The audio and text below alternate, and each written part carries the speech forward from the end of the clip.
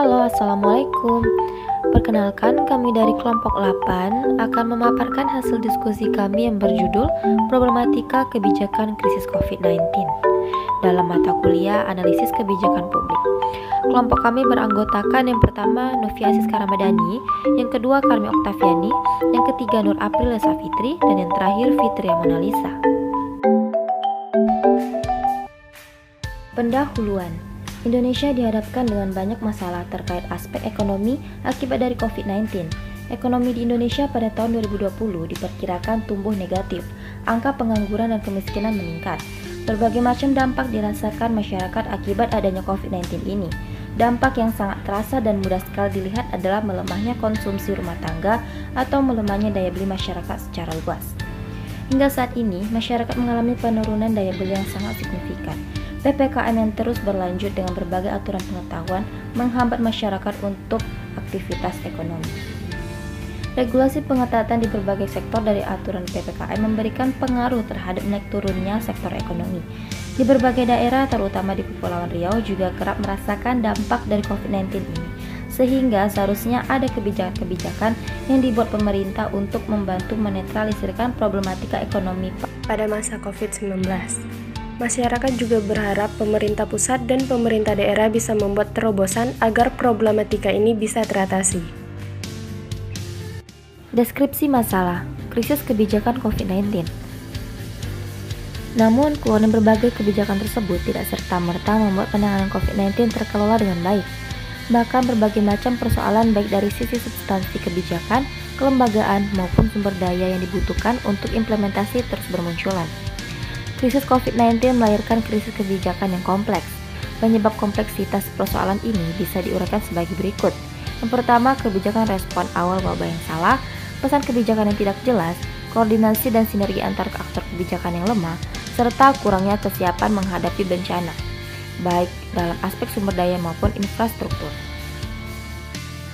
Pertama, kesalahan yang sering dilakukan dalam merespon ancaman COVID-19 adalah sikap mengabaikan yang ditunjukkan oleh para pejabat pemerintahan di Kepulauan Riau.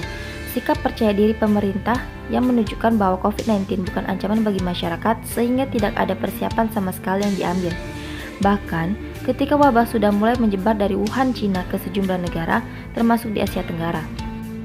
Persoalan kedua, terkait dengan tidak adanya pesan kebijakan yang jelas dari pemerintah.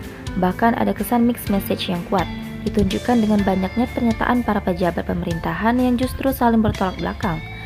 Hal ini melahirkan situasi absennya kepemimpinan kebijakan, unsur sangat vital dalam manajemen krisis. Tidak adanya pesan kebijakan memberikan dampak negatif atas beberapa hal, yaitu kembali bermunculannya informasi bohong atau hoax terkait dengan penyebab dan upaya penanganan virus. Selain itu, absennya pesan kebijakan juga melahirkan kebingungan yang luas, bukan hanya di level masyarakat, bahkan di kalangan pemerintahan sendiri baik di pusat maupun daerah. Ketiga, persoalan yang tidak jelasnya pesan kebijakan diperparah dengan miskinnya koordinasi antar lini pemerintahan serta tidak nampaknya sinergitas unsur penting pengelolaan krisis. Kelemahan koordinasi dan tidak adanya sinergi berdampak nyata pada fragmentasi penanganan baik di antara institusi pemerintahan pusat maupun daerah. Nuansa yang kemudian muncul adalah politisasi atas situasi krisis COVID-19. Meskipun pada akhirnya Presiden mengeluarkan kebijakan yang lebih tegas, namun menciptakan kembali sistem koordinasi dan sinergi yang sudah tercerai pada tahap respon awal bukan hal mudah. Keempat dan yang terakhir, persoalan keempat yang muncul dalam kebijakan penanganan krisis adalah ketersediaan sumber daya dan infrastruktur termasuk alat-alat pokok kesehatan yang bisa digerakkan untuk menangani situasi krisis.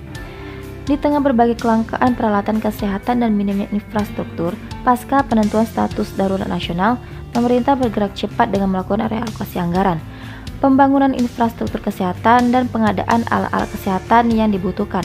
Namun, mengingat kecenderungan penyebaran wabah sampai ke daerah-daerah, kekurangan sumber daya dan infrastruktur yang bisa secara cepat digerakkan masih akan menjadi ancaman nyata. Kegagalan dalam penyediaan dua elemen ini bisa melahirkan kerentanan yang lebih dalam akibat COVID-19.